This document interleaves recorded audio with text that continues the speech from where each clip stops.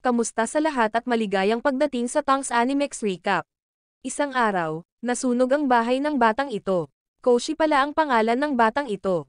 Simula noon, si Koshi ay naging walang tirahan at walang pera. Sa sandaling ito, gutom na gutom si Koshi. Sa sobrang gutom niya ay hindi siya makatayo.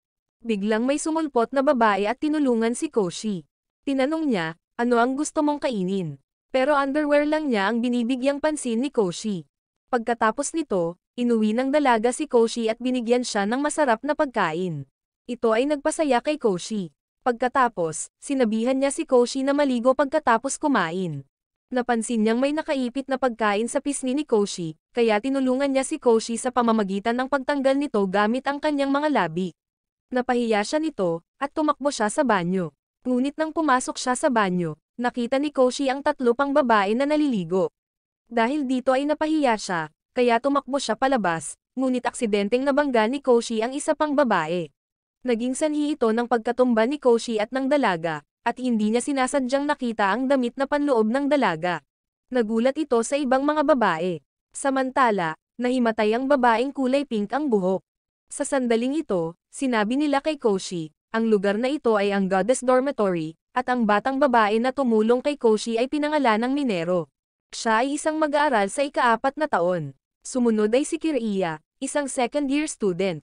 Tapos, nandoon sina Frey at Serene. Kaya sinabi ni Koshi sa kanila ang tungkol sa kanyang sitwasyon. Napagtanto nila na siya ay walang tirahan at walang pera. Dahil dito, naawa sila kay Koshi. Sinabi ni Koshi na kailangan niyang magtrabaho para magpatuloy sa pag-aaral. Kaya tinanong ni Minero si Koshi, gusto mo bang maging ina ng dorm? Sa pagiging dorm mother pala niya dito ay makakakuha siya ng libreng pagkain at matutuluyan. Ito ay nagpasaya kay Koshi. Bigla silang nag-alala kay Athena. Si Athena pala ang babaeng pinahimatay ni Koshi. Nang malaman niyang si Koshi ang magiging dorm mother dito, agad na tumanggi si Athena, dahil hindi niya matanggap na isang lalaki ang dorm mother, at nagpasya siyang umalis. Tinanong ni Koshi kung bakit ganoon ang reaksyon ni Athena. Ito pala ay si Athena ay mula sa isang matriarchal family. Ipinaliwanag ni Minero na dati, ang mga babae sa dormitoryong ito ay madalas na dinadala ang kanilang mga kasintahan sa kanilang mga silid. Aksidenteng nakita ito ni Athena, na naging sanhi ng pagdurugo ng kanyang ilong at pagkahilo. Simula noon, si Athena ay nagtanim ng matinding galit sa mga lalaki, dahil kapag nakakakita siya ng mga lalaki, nadudugo siya. Dahil dito, nakonsensya si Koshi, dahil hindi niya kayang agawin ang bahay ng iba, kaya agad na tumakbo si Koshi kay Athena. Ngunit nang marinig ni Athena ang boses ni Koshi, tumakbo siya palayo. Sa sandaling ito, naabutan ni Koshi si Athena. Tinanggihan daw niya ang trabaho ng dorm mother. Kaya't maginhawa ang pakiramdam ni Athena at makauwi, at talagang mahirap kung wala siyang bahay na babalikan. Sa pagbabalik, naalala ni Athena na walang bahay si Koshi, pero gusto pa rin niyang protektahan siya. Sa sandaling iyon, nakaupo si Koshi sa parke. Nakaramdam siya ng sobrang lamig. Ngunit maganda ang pakiramdam ni Koshi dahil alam niyang hindi ito kailangang tiisin ni Athena. Pagkatapos, nahimatay si Koshi. Sa hindi inaasahan, hinanap siya ni Athena.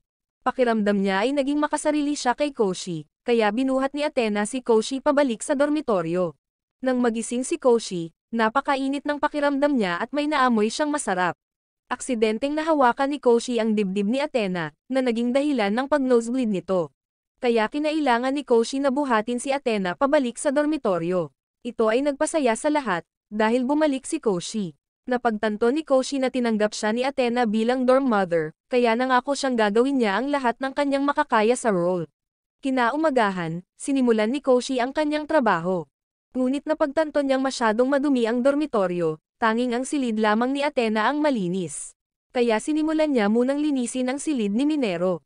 Paglabas ni Minero, namula si Koshi, dahil nakasando lang siya.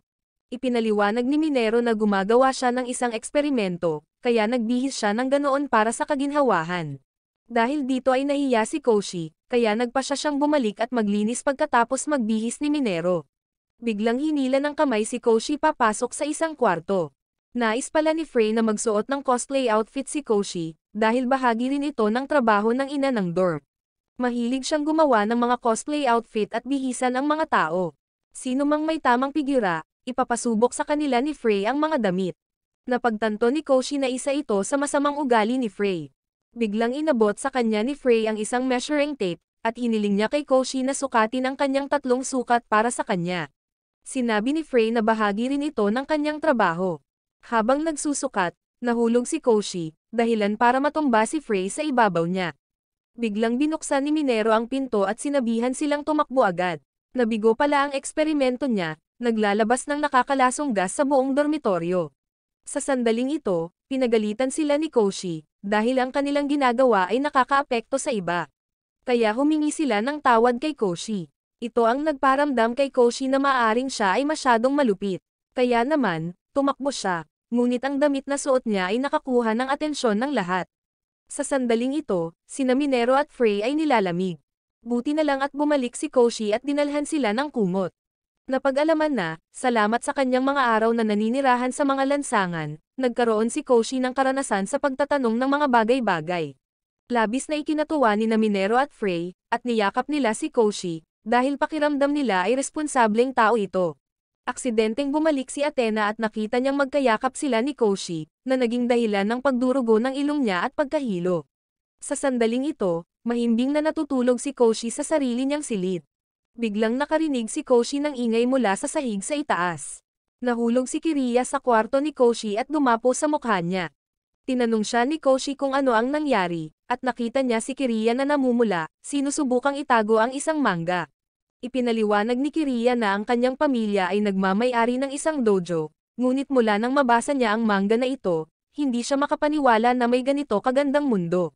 At sinimula ni Kiriya na isipin ang romansa mula sa manga kasama si Koshi, na nagpahiya sa kanya na sinuntok niya ang pader.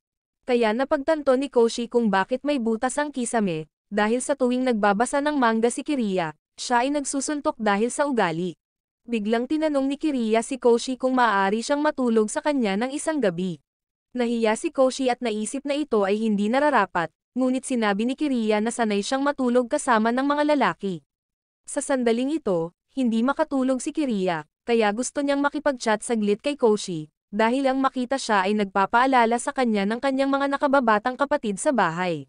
Bigla, sinunggaban ni Kiriya si Koshi, na nagparamdam sa kanya ng matinding sakit. Napagtanto ni Kiriya na siya ay masyadong magaspang, kaya mabilis siyang humingi ng tawad kay Koshi. Ngunit sinabi ni Koshi na ayos lang siya.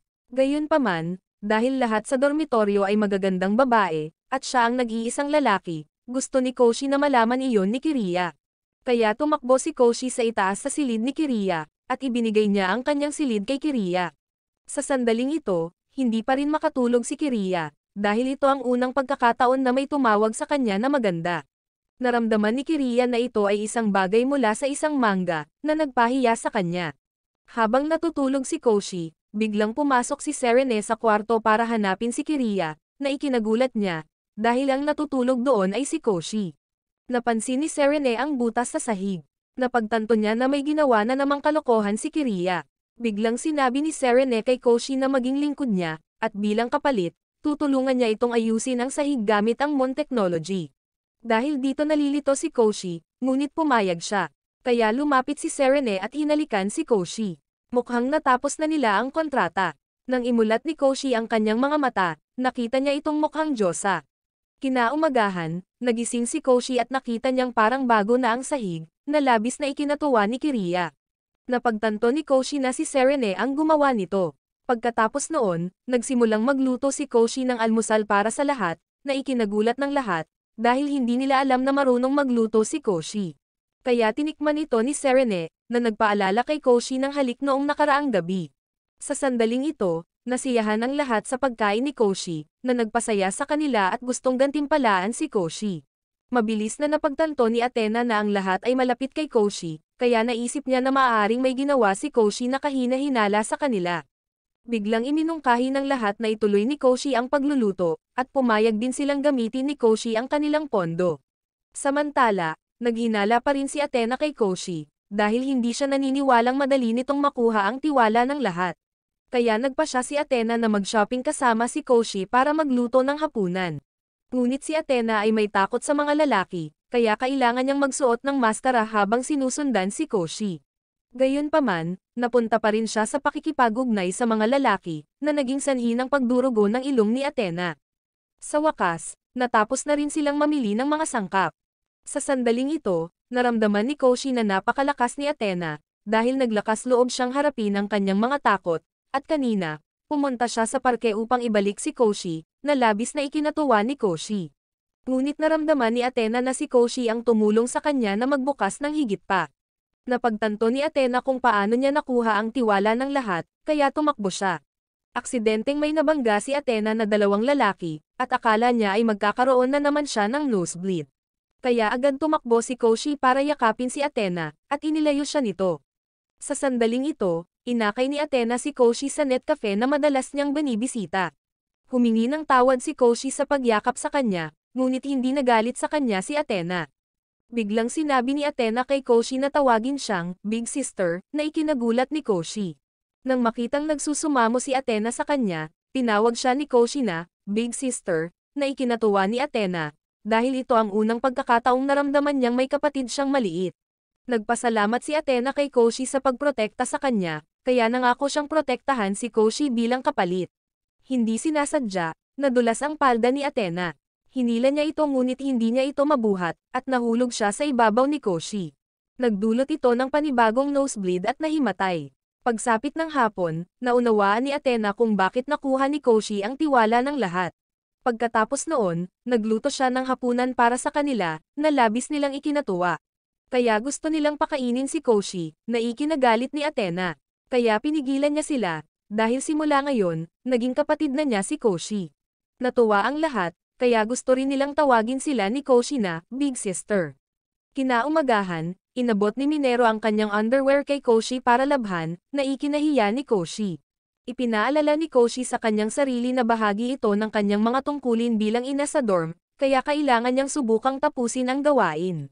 Sa sandaling ito, nais ni Koshi na bumalik sa paaralan. Dahil kailangan niyang huminto sa pag-aaral mula nang masunog ang kanyang bahay, kaya hindi niya alam kung paano sasabihin sa lahat. Sa oras na ito, natapos si Koshi sa paghahanda ng almusal, kaya tinawag niya si Athena upang gisingin ito. Ngunit iginiit niya na tawagin siya ni Koshi na Big Sister, na ikinahiya ni Koshi. Habang si Athena naman ay nakaramdam ng sobrang saya, pero natakot pa rin siya nang hawakan si Koshi.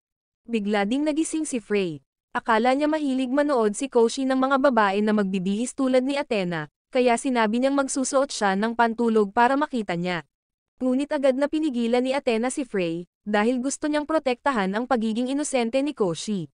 Sa puntong ito, nagising na ang lahat, at nagsimula silang makipagkompetensya kung sino ang karapat-dapat na maging kapatid na babae ni Koshi. Sa sandaling ito, si Frey ay nag-cosplay kay Koshi bilang isang babae, na nagpahiya sa kanya. Ngunit sinabi ni Frey na ang isang nakatatandang kapatid na babae ay dapat na gawing mas cute ang kanyang nakababatang kapatid. Dahil ang isang nakababatang kapatid na lalaki ay tulad ng isang manika para sa kanyang nakatatandang kapatid na babae. Samantala, sinabi ni Minero na gusto niyang subukan ang isang bagong eksperimento, kaya ang isang maliit na kapatid na lalaki ang magiging pinakamahusay na paksa sa pagsusulit. Sunod ay si Serene. Gayunpaman, sa oras na ito, mas mukhang alagang hayop si Serene. Habang gusto ni Kiriya na si Koshi ang kanyang nakababatang kapatid upang magsanay sa martial arts, halos mahimatay si Koshi. Nadama ni Athena na sila ay labis, ngunit naisip ng lahat na si Athena ay kahawig ng isang ina na higit pa sa isang malaking kapatid na babae. Hindi sinasadya, nahawakan ni Koshi ang manggas ng kamiseta ni Athena, na naging sanhi ng pagkadulas ng kanyang kamiseta, na naging dahilan upang magkaroon siya ng nosebleed sa mukha ni Koshi. Sa sandaling ito, nag-aaway pa rin ang lahat kung sino ang dapat mag-alaga kay Koshi, at napakasarap ng pakiramdam niya na magkaroon ng isang malaking kapatid na babae. Biglang sinabi ni Minero kay Koshi ang ilang magandang balita, na makakabalik na siya sa paaralan. Nagulat ito kay Koshi, dahil inayos na nila ang lahat ng mga pamamaraan ng pagpapatala para sa kanya. Napagtanto ni Koshi na dumanas sila ng maraming kahirapan upang matulungan siya, kaya nagpasalamat siya sa kanila at nangakong mag-aaral ng mabuti. Sa sandaling ito, nadama ni Athena na wala pa siyang ginagawa para kay Koshi, kaya nagpa siya siyang maging isang mabuting kapatid. Kinaumagahan, nakabalik si Koshi sa paaralan, na labis na ikinatuwa niya. Bigla namang sinipa ng isang babae si Koshi. Siya pala ang matalik na kaibigan ni Koshi na nagngangalang Suti. Pinagalitan ni Suti si Koshi, dahil hindi pa niya ito nakontak nang masunog ang kanyang bahay, na labis na ikinabahala ni Suti. Kaya nagtampo si Suti at lumayo. Patuloy na nagpapaliwanag sa kanya si Koshi, ngunit hindi siya pinakinggan ni Suti. Napagtanto ni Koshi na galit si Suti sa kanya, kaya nakonsensya siya. Ngunit hindi niya alam kung dapat niyang sabihin kay Suti ang tungkol sa Goddess Dormitory, kaya nagpasya siyang mag-iwan ng ilang detalye para maiwasan ang hindi pagkakaunawaan. Sa oras ng tanghalian, sinundan siya ni Koshi para makipag-usap. Gayunpaman, galit pa rin si Suti kay Koshi, ayaw niyang hawakan siya nito. Sa sandaling ito, naalala ni Koshi ang kalagayan ni Suti. Siya ay napakasensitibo sa temperatura, lalo na ang temperatura mula sa katawan ng ibang tao. Sa sandaling ito, naalala ni Suti ang kanyang pagkabata kasama si Koshi. Dahil napakasensitibo ng katawan ni Suti sa temperatura, hindi niya magawang makipaglaro sa kanyang mga kaklase. Biglang niyaya ni Koshi si Suti na sumama sa kanya. Pero hindi raw siya mahilig makipag-holding hands sa iba, dahil naiinitan siya at hindi komportable. Biglang tumakbo papasok si Koshi. Gusto pala niyang gumamit ng yelo para palamigin ang kanyang mga kamay. Pagkatapos noon ay nahawakan ni Koshi ang mukha ni Suti, na labis na ikinatuwa ni Suti. Sa sandaling ito, nakonsensya si Suti kay Koshi, dahil palagi niyang sinasabi ang kabaligtaran ng kung ano talaga ang iniisip niya. Biglang lumapit si Koshi at hinawakan ang mukha ni Suti. Pakiramdam niya ay napakalamig ng mga kamay ni Koshi. Palaging may dalang yelo si Koshi sa paaralan. Pinalamig din nito ang kanyang lunchbox. Sa sandaling ito, sinabi ni Koshi kay Suti ang tungkol sa Goddess Dormitory, ngunit hindi siya naniniwala na si Koshi ang dorm mother. Kaya sinabi niya kay Koshi na dalhin siya doon. Nagdulot ito ng pagkabalisa kay Koshi at sinubukan niyang pigilan ito. Aksidenteng nahulog si Koshi at napadpad kay Suti, kaya sinipa niya ito. Pagsapit ng hapon, desidido pa rin si Suti na pumunta sa dormitoryo kasama si Koshi. Dahil ito ay dormitoryo ng mga babae, naghinala si Suti na si Koshi ay may malilim na bagay. Sa sandaling ito, dinala ni Koshi si Suti pabalik sa dormitoryo. Nagulat ito kay Athena, kaya agad siyang ipinakilala ni Koshi bilang matalik na kaibigan noong bata pa siya. Naging curious ang lahat. Gusto ni Frey na palitan ang kanyang cosplay. Mabilis na pinigilan ni Koshi si Frey. Ipinaliwanag niya na hindi komportable si Suti kapag hinawakan ng iba. Gayunpaman, hindi sinasadyang nahawakan ni Koshi si Suti, kaya siya ay sinipa ni Suti. Sa sandaling ito, napagtanto ng lahat na may nararamdaman si Suti para kay Koshi. Sinabi ni Minero na siya ay magiging isang malakas na karibal para kay Athena. Habang nagtatalo ang lahat, nagpasya si Suti na siyasatin ang dormitoryong ito. Una, sinuri ni Suti ang silid ni Koshi. Mababa ang antas ng pagiging alerto ni Suti. Pinuri ni Athena si Koshi sa pagpapanatiling napakalinis ng dormitoryo, at napakasarap niyang niluto. Itinaas nito ang antas ng pagiging alerto ni Suti, kaya nagpasya siyang suriin ang mga silid ng lahat. Sunod ay ang kwarto ni Minero. Naging balisa ito kay Koshi, dahil may nakalalasong gas sa kwarto ni Minero. Mabilis niyang isinara ang pinto. Dahil dito, naramdaman ni Suti na mapanganib ang lugar na ito. Sunod, pumunta sila sa kwarto ni Frey. Kaya pinakilala niya si Suti sa kanyang bagong cosplay outfit, at nagpalit si Frey ng damit para kay Suti. Ngunit agad na pinigilan ni Athena si Frey. Napagtanto ni Koshi na tila mali ang sitwasyon. Pagkatapos noon, pumunta sila sa kwarto ni Athena. Komento ni Suti na masyadong ordinaryo ang kwarto niya. Ngunit naisip ni Koshi na ang silid ni Athena ay napakabango at mainit-init. Dahil dito, tumaas ang antas ng hinala ni Suti. Susunod, pumunta sila sa silid ni Kiriya, kaya ipinakilala ni Kiriya si Suti sa kanyang romance manga. Pinababa nito ang antas ng pagka-alerto ni Suti. Ngunit habang nagbabasa ng manga si Kiriya, napahiya siya at sinuntok ang pader. Muli nitong itinaas ang antas ng pagiging alerto ni Suti. Napagtanto niya na masyadong delikado dito.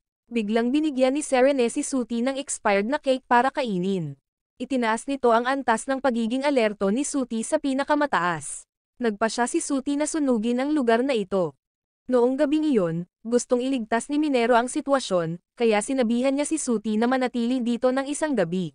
Dahil dito ay napahiya si Suti, ngunit higit siyang naghinala kay Athena, kaya nagpasya si Suti na matulog sa silid ni Athena. Sa sandaling ito, sinubukan ni Athena na magsimula ng isang pag-uusap kay Suti, tinanong niya kung ano si Koshi bilang isang bata. Ngunit ayaw sagutin ni Suti si Athena. Hindi niya maintindihan kung bakit pumunta rito si Koshi para maging dorm mother, at nagtanong si Suti, ano ka kay Koshi? Biglang narinig nilang sumisigaw si Koshi mula sa banyo. Tumakbo sila pababa at nakita si Koshi na nakahiga sa ibabaw ni Kiriya. Nakababad pala si Koshi sa bathtub nang makaramdam siya ng pagkahilo. Nagkataon lang, pumasok si Kiriya, dahilan para mahulog ito sa kanya. Dahil dito, lalo pang naghinala si Suti sa dormitoryong ito. Napansin niyang namumula si Kiriya, kaya nagtanong si Suti, ano ka kay Koshi? Tumingin sila kay Koshi at namula, hindi na nila nakayanan pa. Umalis si Suti. Makalipas ang ilang araw, napansin ni Koshi na kakaiba ang kinikilos ni na Athena at Kiriya, dahil palagi silang nadidistract. Napagtanto ni Koshi na nakalimutan nila ang tanghalian, at mayroon silang mga klase hanggang hapon, kaya tiyak na magugutom sila. Sinabihan ni Frey si Koshi na maghatid ng pagkain sa kanila. Ngunit ito ay isang all-girls school, kaya si Frey ay nag-cosplay kay Koshi bilang isang babae, para tulungan siyang makapasok sa paaralan. Ito ay nagpahiya kay Koshi. Dahil sa sobrang cute niya tignan, nabunggo siya ng mga babae. Bigla niyang nakasalubong si Athena. Nagulat ito sa kanya. Nakilala niya agad ito bilang si Koshi, kaya hinawakan ni Athena si Koshi at tumakbo palayo. Dahil dito, nakatakas si Koshi. Sa sandaling iyon, inabot ni Koshi ang isang bento box kay Athena. Napagtanto ni Athena na nag-aalala siyang magugutom siya, kaya naman nag-disguise si Koshi bilang isang babae para makalusot sa paaralan. Biglang napansin ni Koshi na wala ng nosebleed si Athena. Pagkatapos noon, inakay niya si Koshi para hanapin si Kiriya.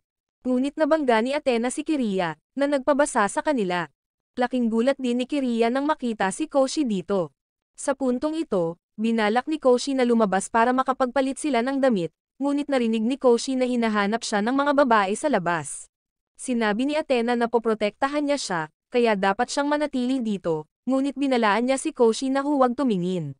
Dahil walang damit si Athena, kailangan niyang magsuot ng damit ni Kiriya pansamantala. Ngunit ang shirt ni Kiriya ay masyadong maliit, na naging sanhi ng isang botones na tumalsik at tumama sa mukha ni Koshi. Nang dumating si Athena upang tingnan siya, natuklasan niyang natanggal ang botones, na naging sanhi ng pagdurugo ng kanyang ilong at nahimatay. Pagsapit ng hapon, bumalik sila sa dormitoryo. Inanyayahan ni Athena ang lahat na sumama sa paglalakbay, at gusto rin niyang imbitahan si Suti na sumama sa kanila. Nagulat ito sa lahat, biglang tumakbo si Serene pabalik sa kwarto niya. Inakala ng lahat na hindi siya mahilig maglakbay, kaya pumunta si Koshi sa silid ni Serene para tanungin siya. Pagbukas niya ng pinto, nagulat siya, dahil puno ng basura ang kwarto. Biglang nahulog si Serene at dumapo kay Koshi. Sa sandaling ito, tinanong ni Koshi kung bakit napakaraming basura ni Serene sa kanyang silid. Sinabi niya sa kanya na kung tatawagan siya nito, linisin niya ito kaagad, ngunit sinabi ni Serene na hindi ito basura. Ito pala ay ang lahat ng kagamitan para sa kanyang teknolohiya sa buwan. Naalala ni Koshi ang gabing ginugol ni Serene sa silid ni Kiriya, kaya tinanong niya ito kung pumasok siya sa silid ni Kiriya ng gabing iyon. Hindi niya ito itinanggi, kaya napagtanto ni Koshi na ang halik ay hindi lamang isang panaginip.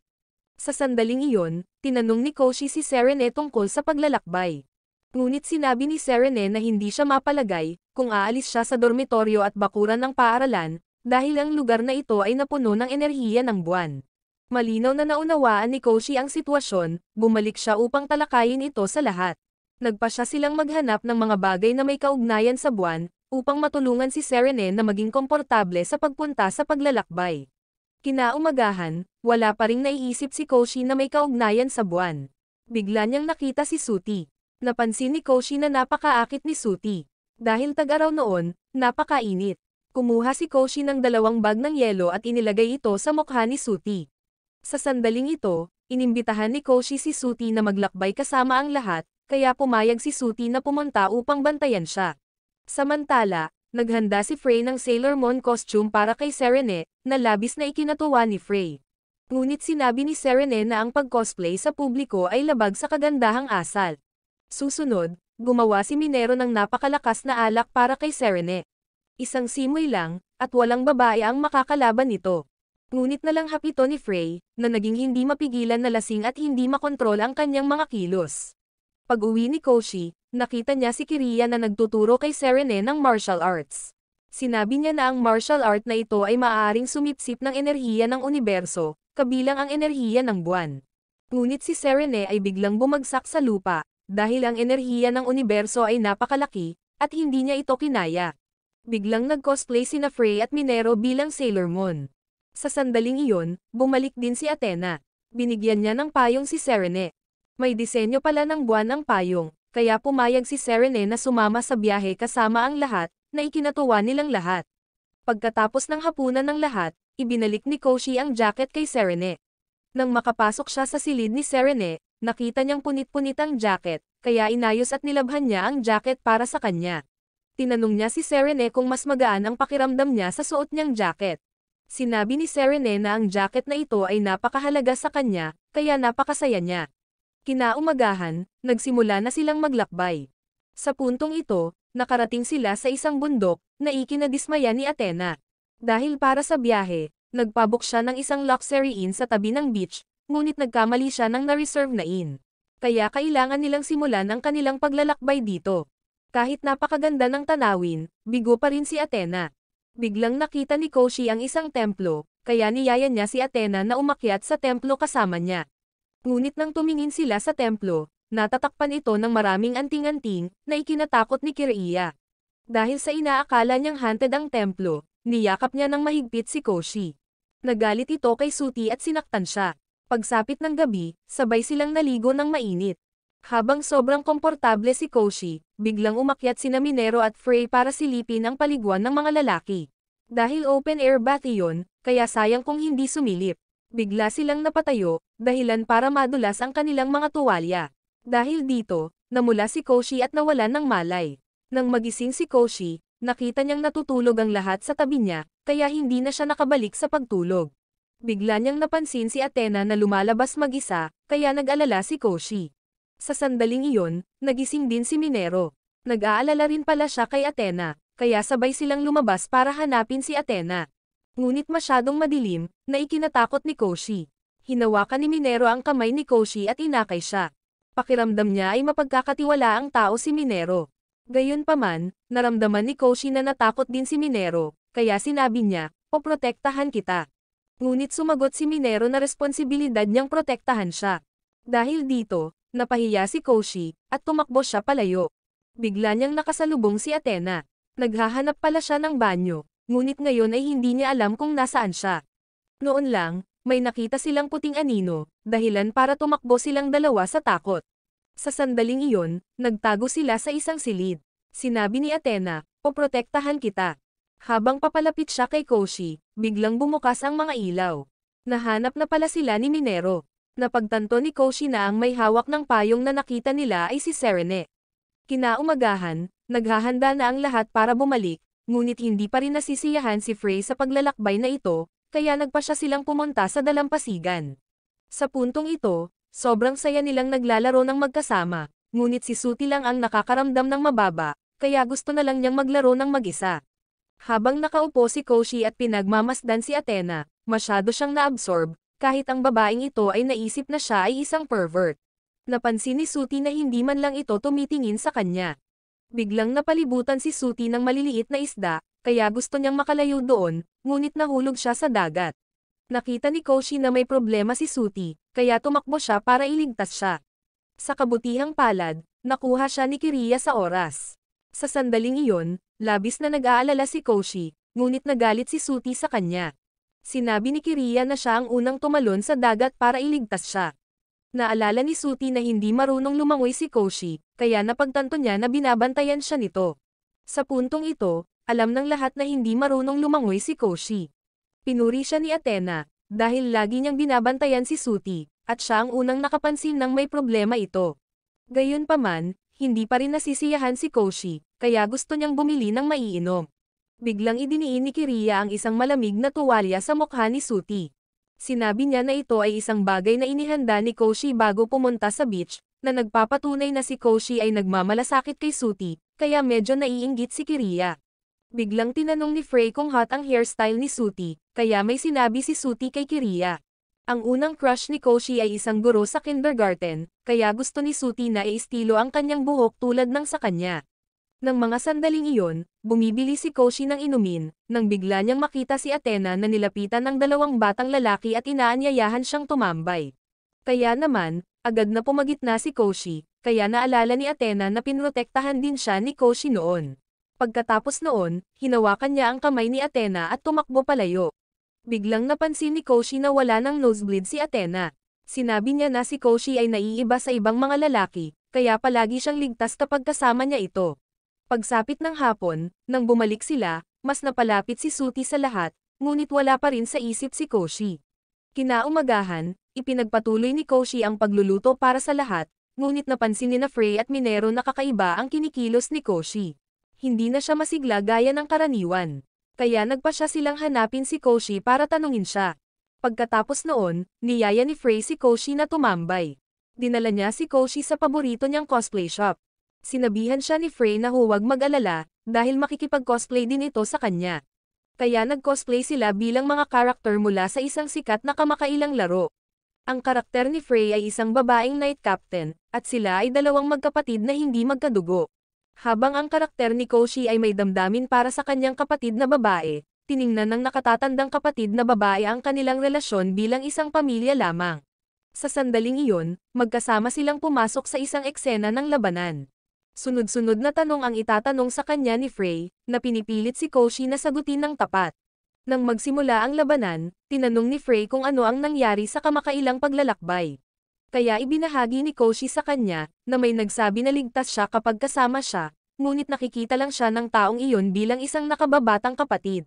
Nagdulot ito ng pagkalito sa kanya tungkol sa kanyang nararamdaman kamakailan, at gusto niyang makasama ang lahat sa Goddess Dormitory. Nakita ni Frey na nasasaktan si Koshi, kaya niyakap niya ito. Humingi ng paumanhin si Frey sa labis na pagtatanong kay Koshi. Ang pagpapaliwanag na ang dati niyang prangka na personalidad, ay humantong sa kanya upang harapin ang maraming kabiguan. Ngunit isang araw, nangako siyang ipapakita sa lahat ang kanyang tunay na pagkatao. Sa oras na iyon, sabi niya, hindi na siya tatakas, at marahil ay makakahanap na siya ng bagong pag-ibig.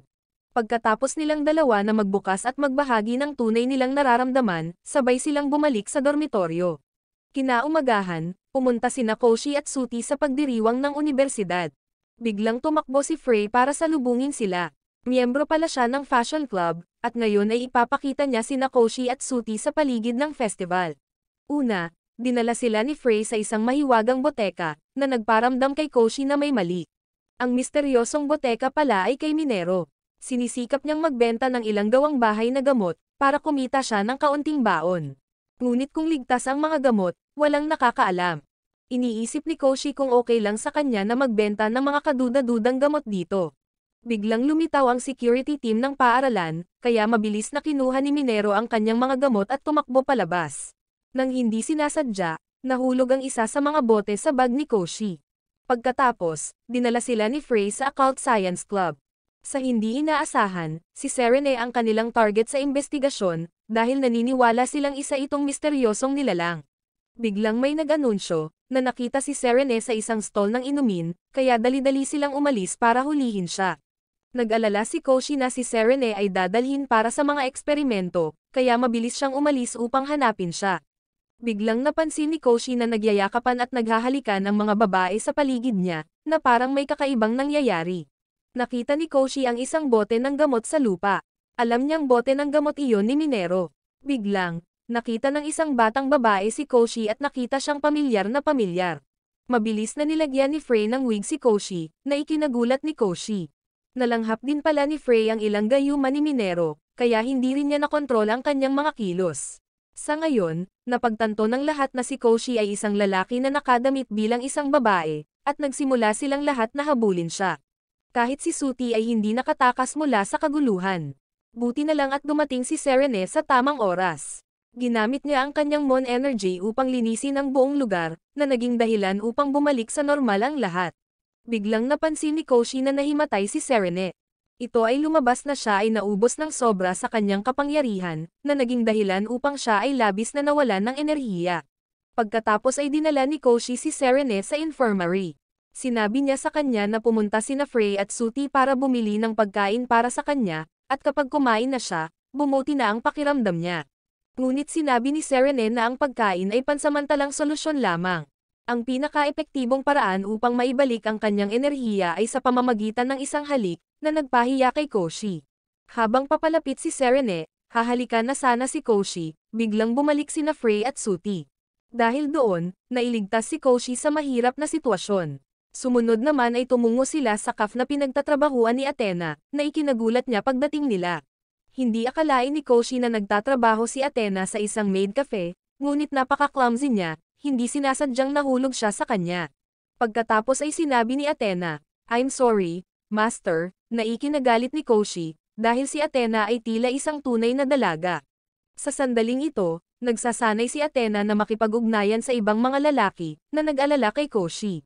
Gayunpaman, pinigilan siya ni Frey, ipinaliwanag na sa pagkakataong ito ay nais ni Athena na harapin ang kanyang mga paghihirap ng mag-isa. Napansin ng isa sa mga kaibigan ni Athena na labis siyang nagmamalasakit kay Koshi, at gusto ni Athena na maging isang mabuting nakatatandang kapatid na babae. Kaya pinayuhan ng kaibigan niya si Athena na gumugol ng mas maraming oras kay Koshi. Gayunpaman, kung lumabas si Athena, ang kafe ay kapos sa mga tauhan. Sa kabutihang palad, nakahanap si Frey ng taong papalit kay Athena. Binihisan pala ni Frey si Suti bilang isang katulong, na pinayagan si Athena na lumabas kasama si Koshi.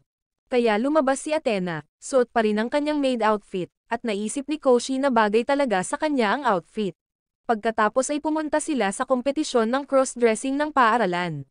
Nakapagtataka, ang kampyon noong nakaraang taon ay walang iba kundi si Kiriya, na ikinagulat ni Koshi at Athena. Napagtanto ni Koshi na kapwa nabighani si Athena at ang iba pa sa alindog ni Kiriya. Biglang nauhaw si Koshi, kaya uminom siya ng tubig. Hindi sinasadya, nainom niya ang isang bote ng gayuma ni Minero na nagpapakita ng katotohanan. Sa sandaling ito, pinasalamatan sila ni Kiriya sa pagdating upang panoorin ang kanyang kompetisyon, kaya inanyayahan niya silang dumaan sa labyrinth kasama niya. Nakapagtataka, sabik na sumang-ayon si Koshi. Napagtanto na ito ang epekto ng gayuma, na ikinagulat ng dalawa, sina Athena at Kiriya, dahil bihirang makita si Koshi na sobrang excited. Pagkatapos nito, sabay nilang ginalugad ang labyrinth, at kitang-kita ni Koshi ang kanyang sarili. Pagkapasok, natakot ang lahat. Ngunit sinabi ni Koshi na poprotektahan niya sila habang dumaan sila sa labyrinth na ito. Natagpuan ni Athena na kakaiba ang pag-uugali ni Koshi, ngunit nais niya na si Koshi ay palaging magiging matapang. Kaya nagpa siya si Kiriya na lalakas din siya. Hahawakan nila ang kamay ni Koshi para sabay na makaalis sa labyrinth na ito. Bigla silang natisod, dahilan para matumba si Koshi sa ibabaw nina Athena at Kiriya. Kinagabihan, tinanong ni Koshi si Minero tungkol sa gayuma, ngunit isiniwalat niya na ito ay simpleng tubig lamang, na ikinagulat ni Koshi. Napagtanto niyang matagal na niyang ipinapahayag ang kanyang tunay na nararamdaman. Samantala, napansin ni Frey na parang mas bagay si Suti sa pagiging amo kaysa sa kasambahay.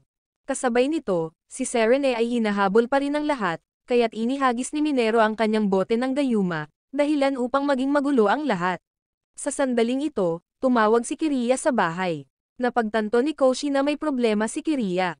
Ang dojo pala ni Kiriya ay nag-oorganisa ng Pasko para sa mga bata, kaya ang kanyang pamilya ay kailangang magbigay ng maraming regalo. Ngunit sa taong ito, kailangang gawin ni Kiriya ang lahat ng mag-isa. Nang maunawaan nila ang problema ni Kiriya, agad na nangako sina Athena at Koshi na tutulungan siya, na labis na ikinatuwa ni Kiriya. Kinaumagahan, naglilinis si Koshi ng banyo. Sa hindi inaasahang pagkakataon, naliligo si Athena sa loob, dahilan para tumakbo palabas si Athena na nahihiya. Hindi sinasadyang nahulog siya sa ibabaw ni Koshi, na nagpadugo ng kanyang ilong.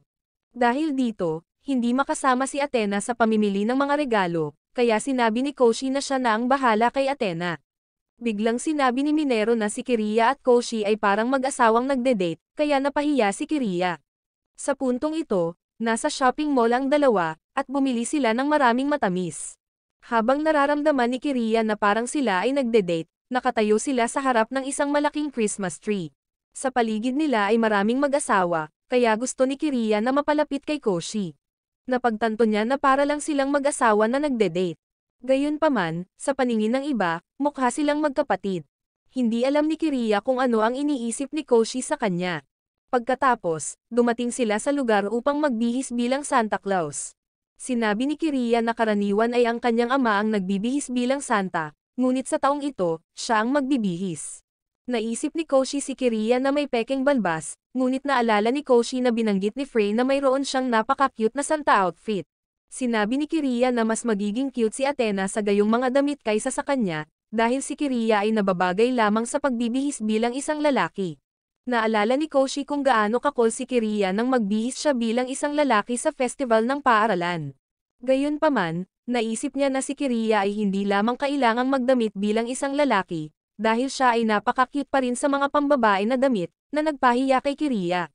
Pagkatapos, pumunta sila para humingi ng payo kay Frey. Kaya nangako si Frey na magdidisenyo siya ng napaka-cute na Santa outfit para kay Kiriya, pero kailangan muna niya ang mga sukat ni Kiriya. Aalis na sana si Koshi, pero itinali siya ni Frey, na nagpapapula kay Koshi, kaya sinubukan niyang tumakbo palabas. Kinaumagahan, pina-nosebleed muli ni Koshi si Athena, kaya hindi siya nakasama sa kanila. Sa kabutihang palad, lumitaw si Serene. Agad namang humingi ng tulong si Kiriya kay Serene, at inalok niya si Serene ng isang bag ng matamis para suhulan siya, kaya pumayag si Serene na tulungan sila. Pagkatapos noon, bumalik silang tatlo sa dojo ni Kiriya. Sa sandaling iyon, nakita ng mga bata si Kiriya na bumalik, na labis na nagpapasaya sa mga bata. Biglang naisip ng mga bata na si Koshi at Serene ay dalawang bagong estudyante, kaya pinangunahan nila silang dalawa na magpalit ng uniforme ng martial arts. Pagkatapos, nagsimulang magturo ng martial arts si Kiriya sa lahat. Oras na ni Koshi na magsanay kasama si Kiriya, ngunit agad siyang itinapon ni Kiriya sa lupa. Napagtanto ni Kiriya na siya ay masyadong magaspang, ngunit nasanay na si Koshi dito. Pagkatapos ng sesyon ng pagsasanay, nagbihis si Koshi bilang isang reindeer upang mamigay ng mga regalo sa mga bata. Nakagawa na pala siya ng mga espesyal na badge para ibigay sa kanila. Ngunit hindi nagustuhan ng mga bata ang mga badge, kaya nadismaya si Koshi. Biglang nakita ni Koshi ang isang batang babae na nakaupo mag-isa, kaya pinuntahan siya ni Koshi. Ito ay naging siya ang pinakamahina sa dojo, na nagparamdam sa batang babae na mas mababa, dahil naisip niyang hindi siya karapat-dapat ng isang badge. Ngunit sinabi ni Koshi na hindi niya ginawa ang mga badge nang nasa isip ang ideya ng kasanayan, ang kanyang mga badge ay kumakatawan sa pagsisikap, at ibinigay niya ang badge sa maliit na batang babae, na nagpapasaya sa kanya. Sa sandaling iyon, nagbihis sina Kiriya at Serene bilang Santa, na ikinagulat ni Koshi, dahil ang cute nila. Napagtanto ng batang ito na hindi nag-abala ang kanyang kapatid na magsuot ng shorts, kaya siya ay pinalo ni Kiriya. Pagkatapos, sabay-sabay silang namigay ng mga regalo sa mga bata, na nagpasaya sa lahat. Pagkatapos mamigay ng mga regalo, ginawa ng mga bata si Koshi bilang isang reindeer para sakyan ni Santa, na nagpahiya kay Kiriya. Kaya naunang sumakay si Serene sa reindeer, ngunit napagtanto ni Koshi na walang suot si Serene sa ilalim. Kaya dali-daling tumakbo si Koshi sa silid ng pagpapalit. Sa gabi ay nagpasalamat si Kiriya kay Koshi, dahil malaki ang naitulong ni Koshi sa kanya, ngunit hindi pa siya naghahanda ng regalo para kay Koshi.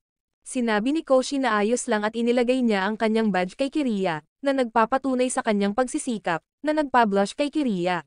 Nang hahalikan na sana niya si Koshi, biglang sumulpot si Serene sa likod. Taglamig na noon, kaya bumili sina Minero at Frey ng heater, na nagpasaya kay Koshi, kaya't ang lahat ay nagsama-sama na nakaupo sa fireplace. Nakaupo na ngayon si Kiriya sa tabi ni Koshi, pinagseselosan si Athena. Biglang ipinatong ni Frey ang kanyang paa sa patpat ni Athena, dahil ito ang pinakapaboritong laro sa fireplace. Hinawakan din ni Minero at Frey ang mga binti ni Koshi, dahilan para mapahiya siya. Ngunit nakita ni Koshi na ang lahat ay nagsasaya sa paglalaro, kaya talagang nasiyahan siya sa kapaligiran. Dahil nasunog ang bahay ni Koshi, wala siyang pamilya, ngunit ngayon ay naging bagong pamilya niya sila. Sa sandaling iyon, sinabi ni Kiriya na, ang kanyang paboritong bagay ay ang pag-aaral kasama ang kanyang mga nakababatang kapatid sa paligid ng heated table. Napagtanto ni Koshi na hindi pa siya nag-aral sa isang grupo sa paligid ng isang heated table. Nang anyayahan na sana ni Athena si Koshi na mag-aral kasama niya, gusto ni Koshi na tawagan si Suti para mag-aral ng magkasama. Pagkatapos nito, inimbitahan ni Koshi si Suti sa dormitoryo, ngunit nakalimutan niya na hindi makayanan ni Suti ang init. Sa hindi inaasahan, pumayag si Suti, sa kondisyon na si Koshi ay kailangang bumili ng ice cream para sa kanya. Gayunpaman, nang bumalik sila sa dormitoryo, wala silang ibang nakita doon, kaya silang dalawa na lang ang nag-aaral. Habang gumagawa ng takdang aralin, iidlip na sana si Koshi, ngunit nakatulog na si Suti. Napagtanto niyang ito ang pang-akit ng iniinitang mesa, kaya nakatulog na rin si Koshi. Biglang nakaramdam ng sobrang init si Suti, kaya naman, nagising siya. Namalaya ni Suti na tulog na si Koshi, kaya pinatay na niya ang heated table. Biglang natuklasan ni Suti na hindi nagawa ni Koshi ang alinman sa kanyang takdang aralin, kaya nagpa siya siyang gawin ito para kay Koshi. Ngunit nakaramdam ng sobrang lamig si Koshi, kaya hindi sinasadyang tumama ang kanyang paa sa paa ni Suti. Biglang napansin ni Suti na bumalik si Athena, na nagpahiya kay Suti, kaya galit na binaligtad niya ang mainit na mesa. Kinaumagahan, kinailangan ni Frey na dumalo sa isang winter cosplay event, kaya hiniling niya kay Koshi na tulungan siyang magayos ng kanyang kwarto. Bagamat sinabi niyang hindi masyadong magulo ang silid, nakita ni Koshi na napakagulo nito, kaya nagpa siya si Athena na tulungan si Koshi. Biglang napagtanto nila na parang sasabog na ang kwarto ni Serene, at nakita nila si Serene na umaakyat sa bintana, dahil hindi mabuksan ang pinto ng kwarto niya. Nang makababa si Serene, tumakbo si Koshi para saluhin siya, ngunit natumba siya ni Serene. Sa sandaling ito, hindi nila alam kung paano bubuksan ang pinto ni Serene. May umaagos pang ang tubig sa pinto. Nadama ni Koshi na ang paglilinis ay magiging napakahirap. Buti na lang at dumating si Suti, kaya tinulungan niya muna silang linisin ang kwarto ni Frey. Habang tinatakan ni Serene ang sarili niyang silid, sinabi ni Koshi na kung wala ang tulong ni Suti, hindi nila malalaman kung ano ang susunod na gagawin. Habang si Athena naman ay nagseselos, dahil si Suti lang ang pinuri ni Koshi. Sa wakas, natapos na rin nilang ayusin ang kwarto ni Frey. Pagkatapos nun, pumunta sila sa kwarto ni Minero, ngunit hindi nila nakita si Minero kahit saan. Biglang nadiskubre ni Koshi ang isang lihim na pinto, at nang pumasok sila sa loob, na-spray sila ng tubig, pagkatapos sila ay pinatuyo. Sa sandaling iyon, lumabas si Minero at ipinakita sa kanila ang kanyang silid. Sinabi niya na ito ay napakalinis sa loob, kaya hindi na nila kailangang mag-ayos. Sunod ay ang kwarto ni Serene, ngunit nasa depensa pa rin siya, kaya naakit ni Athena si Serene gamit ang isang bag ng matamis. Sa pagkakataong ito, binuksan nila ang pinto ni Serene. Sa hindi inaasahan, hindi ito basura sa loob. Lahat ay dekorasyon ng bagong taon. Sinabi ni Serene na ang mga ito ay mga alaala noong nakaraang taon, mula nang dumating sina Koshi at Athena dito. Sa halip na iwan ng isang tulad ni Serene, inalagaan at iningatan siya ng lahat. Sa sandaling iyon, napagtanto ni Athena na kailangan muna nilang linisin ang silid. Biglang niyaya ni Minero si Athena na uminom kasama niya. Napagtanto ni Athena na ang inuming ito ay napakalakas, ang pag-amoy pa lang nito ay tipsy na siya. Habang sinusubukang linisin ni Koshi at Suti ang kwarto ni Serene, bigla niyang napansin na lasing na ang lahat. Kaya lahat sila ay gusto na lang sumandal kay Koshi para matulog. Agad namang niyakap ni Athena si Koshi. Tinanong niya ito kung bakit si Suti lang ang inaalala niya. Gusto rin ni Athena ang atensyon ni Koshi. Biglang gumulong si Athena at nakatulog. Naramdaman ni Koshi na may mali. Nagalit pala si Suti at sinaktan siya. Kinaumagahan, tinanong ni Koshi ang lahat kung may plano ba sila para sa bagong taon. Sinabi ni Minero na abala siya sa pagsasaliksik, kaya't sa dormitoryo siya titira. Sinabi ni Kiriya na mananatili din siya, dahil umuwi na siya para sa Pasko. Habang si Serene ay patuloy na nagsasalita tungkol sa enerhiya ng buwan, kaya hindi rin siya pupunta kahit saan. Sa sandaling iyon, sinabi ni Athena na mananatili rin siya, na labis na ikinatuwa ni Koshi, dahil makakasama niyang magdiwang ng bagong taon ang lahat dito. Isang taon na ang nakalilipas, siya ay isang pulubi lamang, ngunit ngayon si Koshi ay nagkaroon ng Goddess Dormitory bilang kanyang tahanan, at lahat ay kanyang pamilya, kaya siya ay nakaramdam ng labis na kasiyahan. Kaya naman, nagpa siya si Minero na magsagawa ng isang grand year-end party. Sinabihan niya si Athena na bumili ng mga sangkap kasama si Koshi, ngunit hindi makapunta si Athena dahil may gagawin siya. Kaya sumama sa kanya si Kiriya. Nais pala ni Athena na gumawa ng regalo sa bagong taon para kay Koshi. Sa sandaling iyon, pumasok sina Koshi at Kiriya sa supermarket upang bumili ng mga sangkap. Naisip ni Kiriya na kamangha-mangha si Koshi, dahil magaling siyang magluto. Bigla, nawalan ng malay si Koshi. Sa sandaling iyon, natapos na ni Athena ang regalo para kay Koshi. Biglang inihayag ni Kiriya na may sakit si Koshi, na labis na ikinabahala ng lahat. Napagtanto ni Minero na si Koshi ay may napakataas na lagnat, dahil kadalasan ay labis niyang ginagawa ang kanyang sarili. Kaya sinabi ng lahat kay Koshi na magpahinga ngayon. Sa sandaling iyon, napag-usapan nila, kung gagaling ba si Koshi o hindi, depende sa kanilang pangangalaga. Kaya nag-cosplay si Frey bilang isang nurse. Dinurog ni Kiriya ang mga prutas para gawing juice para sa kanya. Bigla namang tumakbo si Suti. Labis siyang nag-aalala kay Koshi. Napansin ni Suti na si Koshi ay may sipon, kaya patuloy niyang ginamit ang kanyang noo upang suriin ang temperatura nito, na ikinahihiya at namumula, at napada pa siya sa ibabaw ni Koshi. Sa sandaling ito, pumasok sina Athena at Minero sa silid upang dalhin si Suti sa labas, at sinabihan nila si Koshi na gumaling kaagad.